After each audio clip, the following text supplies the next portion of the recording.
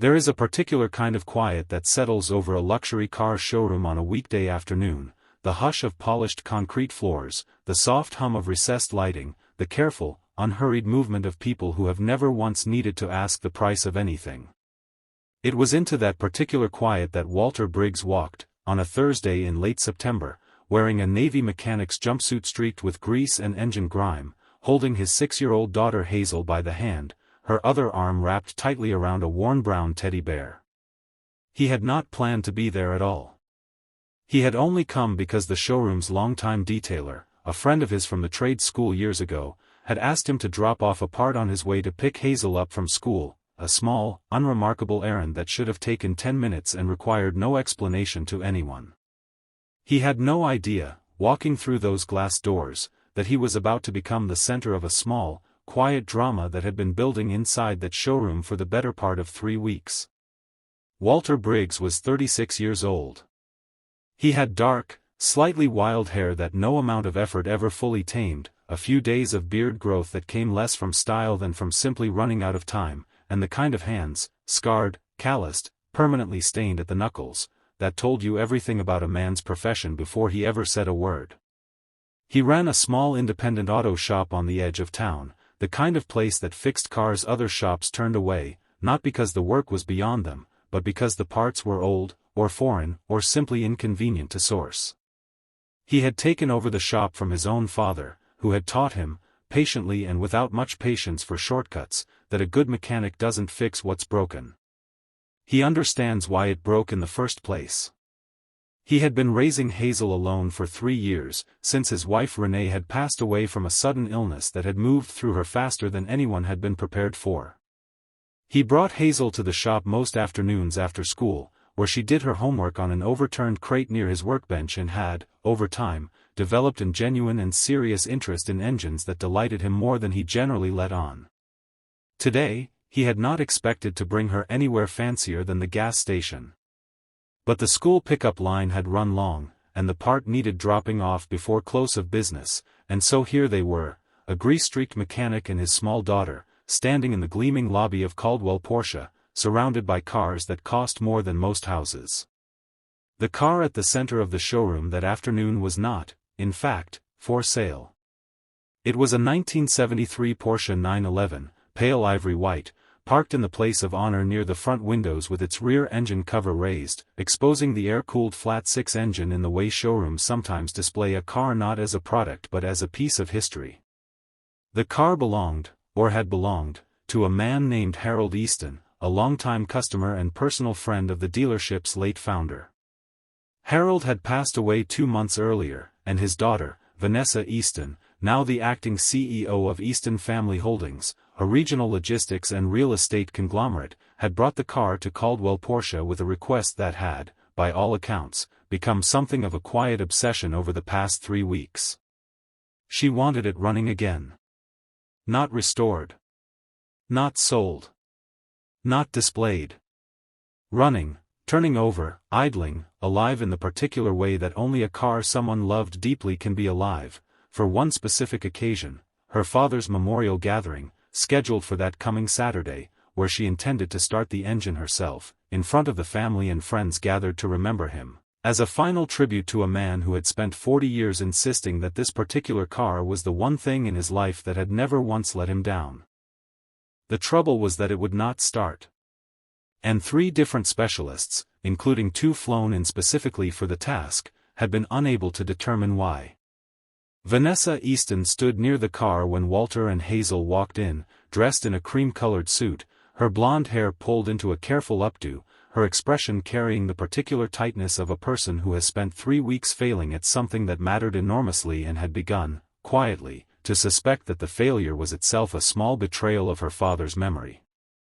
Around her stood several men in dark suits, Caldwell Porsche's general manager, 2 of Harold Easton's former business associates who had come to oversee the situation out of respect for the family, and a specialist engineer who had been flown in from the regional Porsche headquarters at considerable expense and had, after 2 full days of work, simply shaken his head and admitted he was out of ideas. "There has to be something," Vanessa was saying, her voice tight with the particular frustration of someone running out of both time and patience. It's 3 days.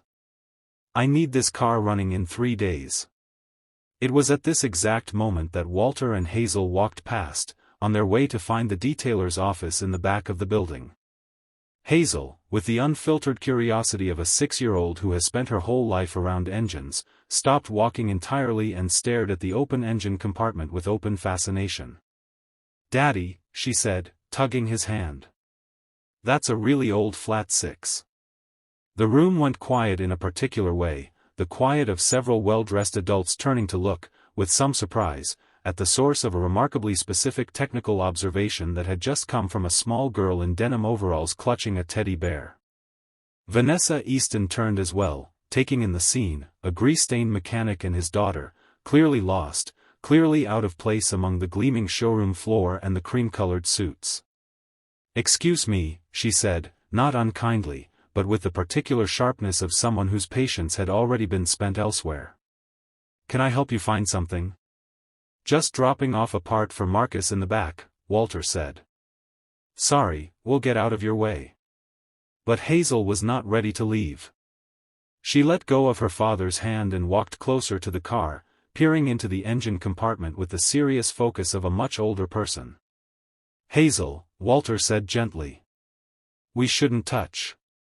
"I'm not touching," Hazel said. "I'm looking." "There's a difference."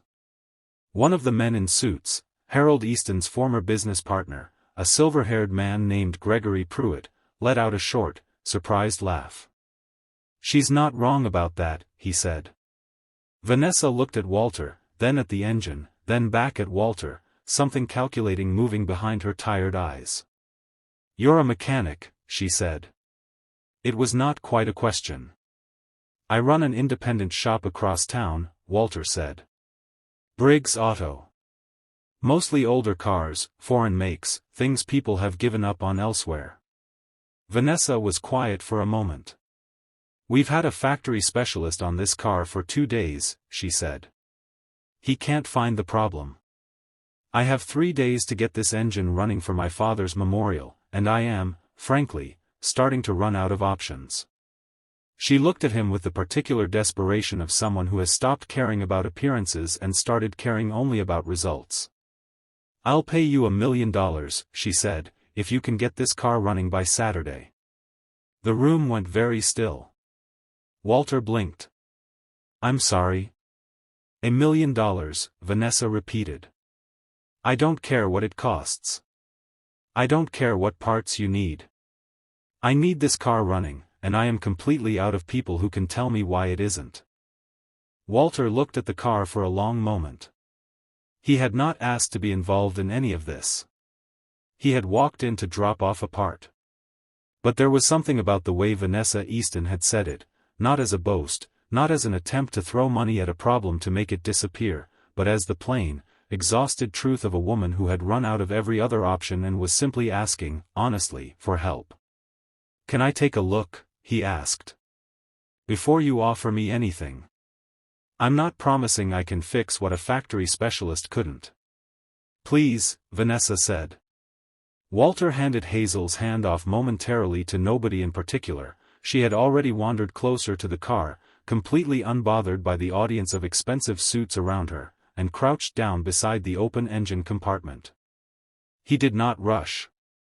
This was, Hazel could have told anyone watching, exactly how her father approached every engine he had ever met. He looked. He listened, actually leaned in and listened, the way some mechanics learn to do after enough years, hearing not the engine itself but the absence of certain sounds that should have been there. He ran his fingers lightly along hoses and connections, not yet touching anything that mattered, simply orienting himself. "When did it stop?" he asked. "Exactly. What was the last thing it did before it died?" "My father said it had been idling rough for a few weeks," Vanessa said. "Then one day it just wouldn't start at all. He'd had it serviced twice in the last 6 months and they couldn't find anything wrong." "Did they replace anything during those services?" "I don't know the details." "Why?" Walter reached into the engine compartment, his grease-stained fingers moving with the particular delicate confidence of someone who has spent 20 years learning exactly how much pressure a 40-year-old engine component can tolerate before it breaks instead of loosens. He found, after a few minutes of careful searching, a small grounding strap near the base of the engine, a thin, unglamorous strip of metal that connected the engine block to the chassis, allowing the electrical system to complete its circuit properly. The bolt holding it in place had backed out, just slightly, just enough that the connection had become intermittent rather than solid. It was not corroded. It was not broken. It had simply, slowly, over months of vibration and use, worked itself loose, the kind of small, unglamorous failure that an expensive diagnostic computer, looking for complex electronic faults, would have no particular reason to flag, because the problem was not electronic at all. It was mechanical. It was almost embarrassingly simple. "Here," Walter said quietly, almost to himself. "I think this is it." The specialist engineer, who had been standing nearby with his arms crossed in the particular posture of professional skepticism, leaned in. "That's just a ground strap," he said.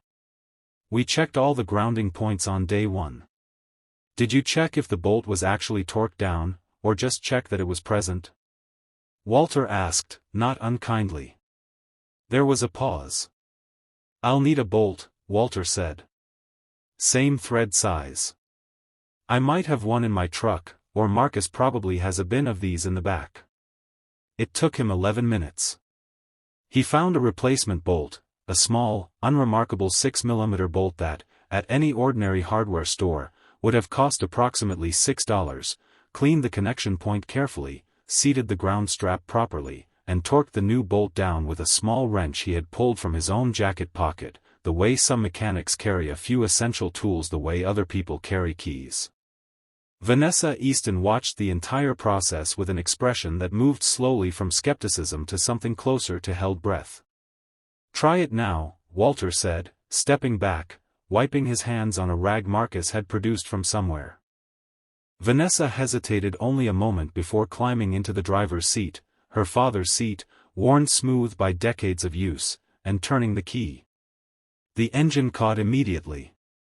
It rumbled to life with the deep, distinctive growl of an old air-cooled flat six, settling almost immediately into a smooth, steady idle, the sound filling the showroom in a way that made several people visibly startle.